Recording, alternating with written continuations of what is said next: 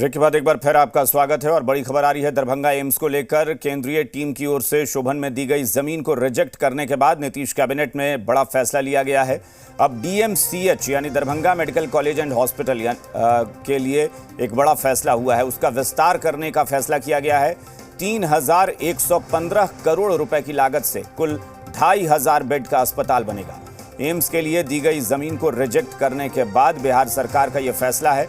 DMCH को upgrade किया जा रहा है, जिसमें से 569 करोड़ की लागत से 400 बेड का अस्पताल निर्माणाधीन है और 2,100 बेड वाले उपकरणों समेत अस्पताल भवन के निर्माण भी किए जाएंगे। इसके लिए नीतीश कैबिनेट ने 2,546 करोड़ 41 लाख रुपए की धनराशि को मंजूरी दे दी है। विज्ञान एवं प्रावैधिकी विभाग का नाम भी बदला गया है। नया नाम विज्ञान प्रावैधिकी और तकनीकी शिक्षा विभाग होगा। तो एक तरफ एम्स को लेकर जो जमीन दी गई थी शोभन में, उसे केंद्र सरकार ने, केंद्रीय टीम ने रिजेक्ट कर दिया और उसके अगले ही दिन अब एक बड़ी खबर यह आई है कि डीएमसीएच को अपग्रेड करने के लिए नीतीश कैबिनेट ने मंजूरी दे दी है और एक बड़ी धनराशि के लिए मंजूरी दे दी गई है। और इस वक्त हमारे साथ आरजेडी के मुख्य प्रवक्ता शक्ति सिंह यादव जुड़ गए हैं फोन लाइन पर। शक्ति जी, स्वागत है आपका।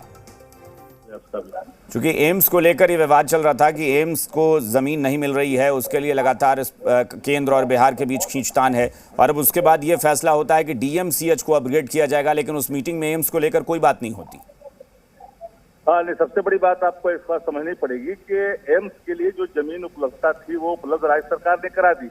हाँ। और एक ऐसे लोकेशन के जगह में कराया गया है जहां पर बहुयात लोगों को उससे फायदा मिलेगा।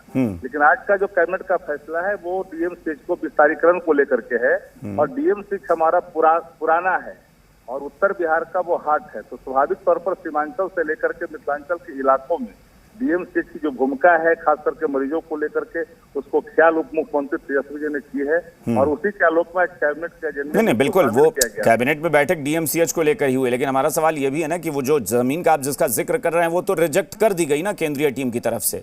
बिहार सरकार अगर मीटिंग करती है तो उसमें उसको भी उतनी ही गंभीरता से लेना होगा ना कि क्या कोई नई जमीन दी जाएगी या एम्स को लेकर प्लान क्या है बिहार सरकार का। नहीं, आप बिहार को जानिए। जो सबसे बड़ी बात है, दरभंगा में जिस इलाके में जमीन दी गई है एम्स को लेकर के, वो सबसे बेस्ट लोकेशन है। वहाँ का कम्युनिकेशन रिच है।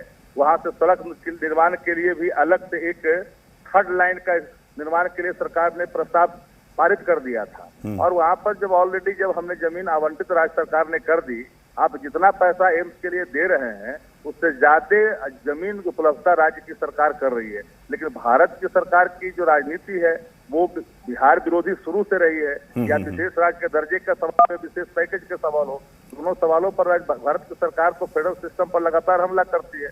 इन आलोक में तो हमको जो निर्णय राज्य सरकार ने लिया है, उप मुख्यमंत्री जी ने, वो बिहार हित में लिया है। चलिए, यानी डीएमसीएच को अपग्रेड करके ऐसा बनाना है उच्च स्तरीय कि एम्स की जरूरत ना पड़े, ये मतलब सरकार की पूरी प्लानिंग तैयारी है। नहीं, हमें एम्स चाहिए। हम तो कहा कि हम बिहार जितना बड़ा है, जितना पॉपुलेशन है, उस आलोक में सीमांचल का हो, मिथिलांचल का हो, मुजफ्फरपुर का हो, हम तो चाह ही रहे थे कि चारों तरफ आप जो है एम्स हमारे अनुपात पे दीजिए आबादी के अनुरूप।